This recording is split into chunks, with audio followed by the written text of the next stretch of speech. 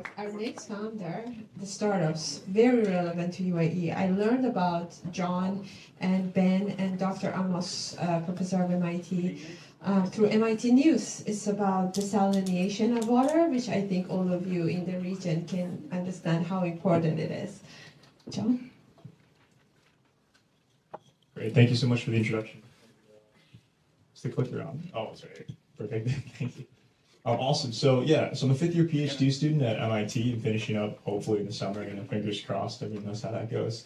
But yeah, we're working on adaptive water treatment using any energy source. So we're talking like renewable energy in particular, and looking at desalination. So the first market that we're thinking about is actually in oil and gas, which is also highly relevant to the region. In the United States in particular, there's about a 10-to-1 ratio of water that actually comes out of the ground per 1 barrel of oil. This is quite significant, and it's a big issue, and it can be seen as almost like, it was described as like 2 train cars kind of going toward each other at a very fast rate, where right now what folks do with this wastewater is they inject it into the ground, as you can see there in that picture, and this ground, this pore space is increasingly filling up, right? In West Texas, they're having earthquakes because of this, and they're starting to shut down wells, they're starting to shut down production, so this is a really, really big issue in the United States, and it's also a pretty big issue globally, too. So one of the solutions that people are looking into is using desalination. Using desalination to take this really, really saline, concentrated water from oil and gas, and then take that and use it partially in a useful way. So using this water for things like agriculture within the actual oil and gas cycle itself, then also reducing the amount of volume that's actually injected. So there's sort of 2 potential good streams there.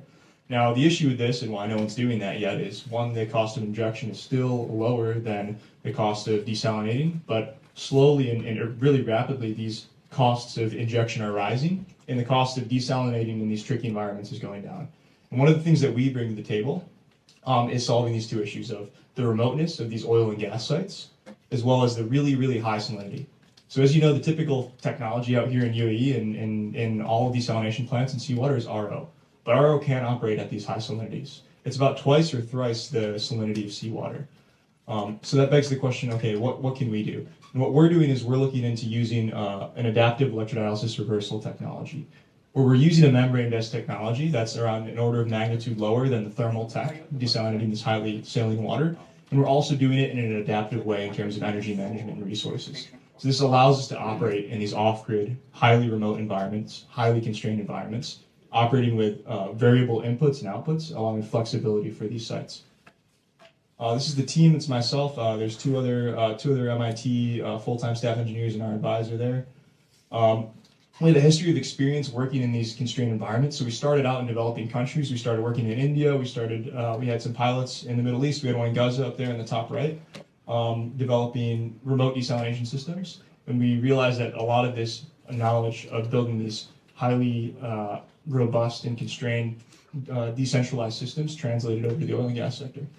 So we'll leave it at that. There's a few other areas that we're looking into in the future, but thank you very much for your time.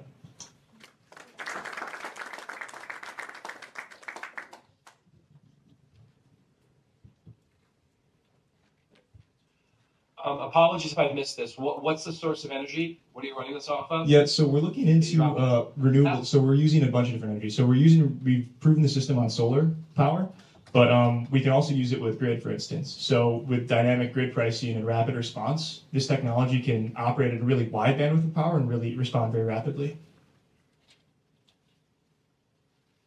Okay. I mean, I'm guessing that you could shut down fairly quickly as well if you need to put power back into the grid. Yep, absolutely. So one thing we're looking at within the oil and gas industry is actually balancing microgrids and balancing some of these really tricky environments. So there's kind of the dual factor of water treatment as well as the energy management. Great, thank you. Yeah, thank you.